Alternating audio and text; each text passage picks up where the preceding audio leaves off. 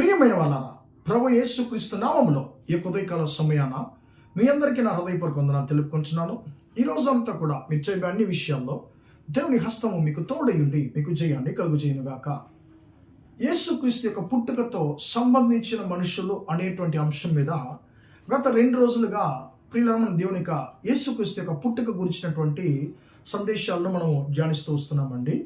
ప్రియమైన దేవుని బిడ్డలారా, ఈ రోజు కూడా యేసుక్రీస్తు యొక్క పుట్టుకతో సంబంధించినటువంటి వ్యక్తులు అనేటువంటి అంశం మీద ఇంకొక వ్యక్తిని గురించి మనం ఈరోజు ధ్యానించుకోబోతున్నామండి. ప్రియులరా, ఈయన ఒక మనిషి కాదు, ఈయన ఒక దేవదూత. ప్రియుల, దేవదూత అన్న వెంటనే యేసుక్రీస్తు యొక్క పుట్టుకతో సంబంధించినటువంటి దేవదూత అంటే మనమందరికీ చాలా ఈజీగా జ్ఞాపకానికి వచ్చేటువంటి దేవదూత ఎవరంటే గాబ్రియేలు. ప్రియమైన దేవుని బిడ్డలారా, అవును, యేసుక్రీస్తు యొక్క పుట్టుకకు ఈయన యొక్క గాబ్రియేలు యొక్క పరిచర్యకు చాలా చాలా సంబంధం ఉందండి.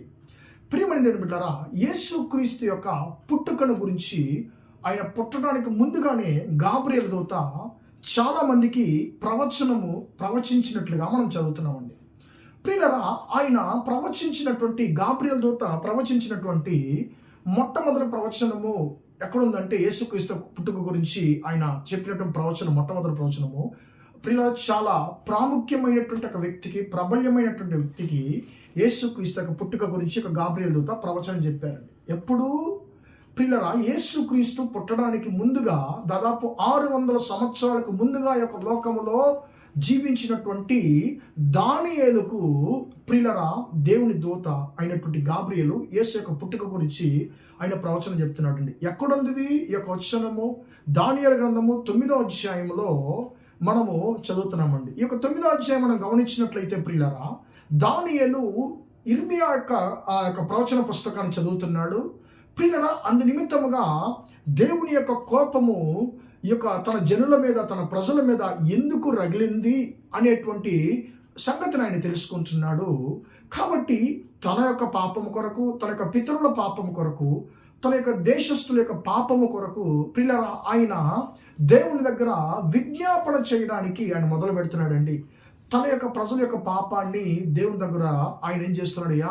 నా ప్రజలు, మా పితరులు పాపము చేసి నిన్ను చాలా బాధ పెట్టారు అయ్యా, మేమే పాపులము అని చెప్పి తన ప్రజల యొక్క పాపము గురించి ఆయన దేవుని దగ్గర విజ్ఞాపన చేస్తున్నాడండి.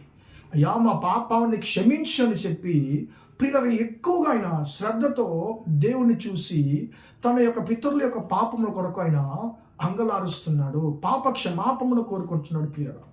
అప్పుడు అలాంటి సమయంలో ఆయన ప్రార్థిస్తున్నటువంటి వేళలో గాబ్రియేలు దూత ఆయనను వచ్చి తాకినట్లుగా మనము దానియేలు గ్రంథము 9వ అధ్యాయం 21వ వచనంలో మనం చదువుతున్నామండి. ఈ యొక్క గాబ్రియేలు దూత వచ్చి ఆయన తాకుతుంది. తాకి ఏమంటుంది? అయ్యా, నీ యొక్క పాపములు నివృత్తి చేయడానికి, పాపమును నివృత్తి చేయడానికి, దోషమునకు పరిష్కారం కలుగజేయడానికి, దోషమును తీసివేయడానికి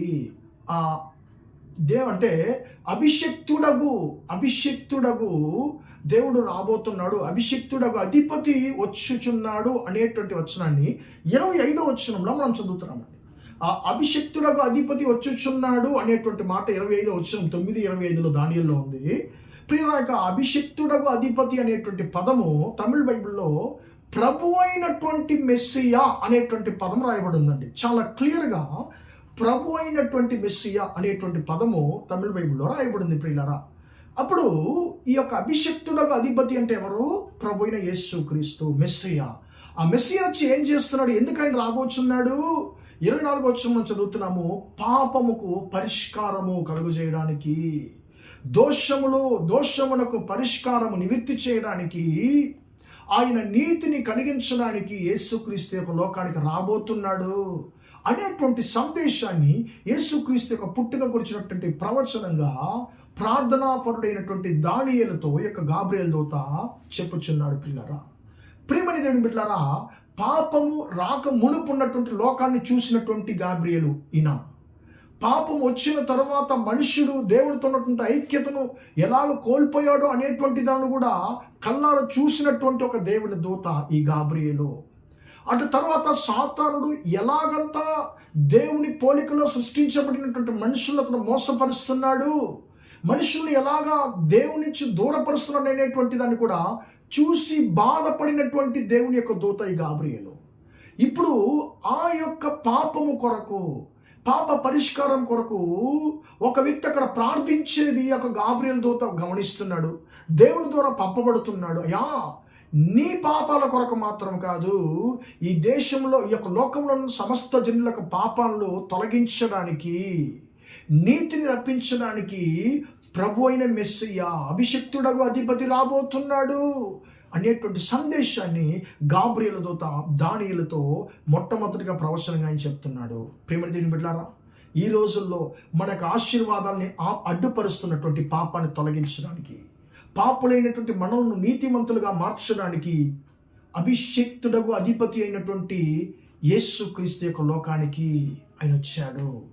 ప్రేమ దేవుని బిడ్డలారా, దానియేలుకు గాబ్రియేలు దేవునితో చెప్పింది రాబోతున్నాడయ్యా అని చెప్పింది. కానీ మన దినాల్లో ప్రేమ దేవుని బిడ్డలారా, యేసయ్య వచ్చి మన కొరకు 2000 సంవత్సరాల కింద మరణించాడు. మనకి నిత్య నీతిని కలిగించాడు. మన పాపాన్ని క్షమించడానికి కావలసినటువంటి రక్తం ఆయన కార్చాడు. ఆ యొక్క రక్తం ద్వారా మనకు పాప క్షమాపణ ఉంది, విడుదల ఉంది. మన శాపాలు తొలగించబడతాయి. మనం నీతిమంతులుగా మార్చబడతాము. నీతిమంతులుగా మార్చబడితే దేవునికి ఇష్టలుగా మారుతాము. దేవునికి ఇష్టలుగా మారితే మనం దీవించబడతాము. ప్రేమని దేవుని బిడ్డలారా, కాబట్టి మనం దేవునికి ఇష్టలుగా మార్చి మన పాపాలను క్షమించి నీతిమంతులుగా మార్చేటువంటి యేసయ్యకు మన జీవితాన్ని అప్పగిద్దామా? ప్రార్థన చేద్దాం. ప్రేమగల మా తండ్రి, దయగల దేవా, ఇంతవరకు ఈ మాటలు విన్న మీ బిడ్డలు మీరు దీవించండి, ఆశీర్వదించండి. అయ్యా, పాపాలను నివృత్తి చేసి పరిష్కారం కలుగజేసి తండ్రి మమ్మల్ని నీతిమంతులుగా మార్చడానికి నీ యొక్క లోకానికి వచ్చావు అనేటువంటి సందేశాన్ని తండ్రి ఈ యొక్క వచనం ద్వారా తండ్రి గాబ్రియేలు దూత ద్వారా తండ్రి మాతో తెలియజేశావు.